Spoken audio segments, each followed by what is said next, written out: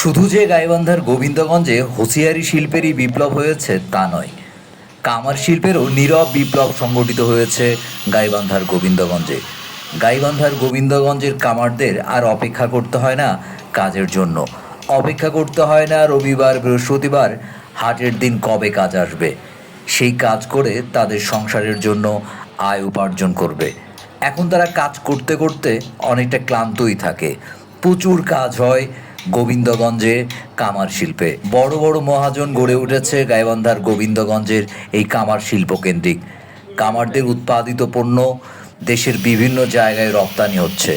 প্রচুর কাজ করে গাইবান্ধার গোবিন্দগঞ্জের কামারেরা, এবং এই কামারদের কাজের কোয়ালিটিও অনেক উন্নত, এবং এই সব পণ্য স্থানীয় বাজার সহ সারা দেশের বিভিন্ন বাজারে এগুলোকে রপ্তানি করা হয়।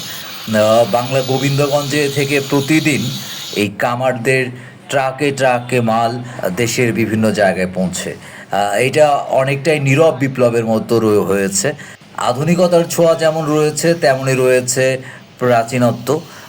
প্রাচীন পদ্ধতিতেও তারা কামার শিল্পের যন্ত্রাংশ তৈরি করছে।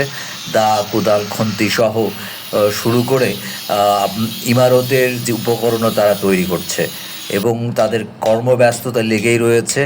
এবং কামাররা যেখানে পেশা ছেড়ে দেওয়ার চিন্তা ভাবনা করেছিল একটা সময়, এবং সেই জায়গায় গোবিন্দগঞ্জে এখন কামারেরা এটাকে আরও পেশাদার রূপে নিয়েছে, এবং তারা প্রচুর কাজ করছে। কাজের অভাব এখন কামারদের নাই বললেই চলে। গোবিন্দগঞ্জের কামার শিল্প একটি নীরব বিপ্লব লাভ করেছে। এখন শুধু চাই তাদের রাষ্ট্রীয় পৃষ্ঠপোষকতা। রাষ্ট্রীয় পৃষ্ঠপোষকতা পেলে এই শিল্পের প্রসার ও বৃদ্ধি পাবে বলে সংশ্লিষ্ট সকলেই মনে করছেন।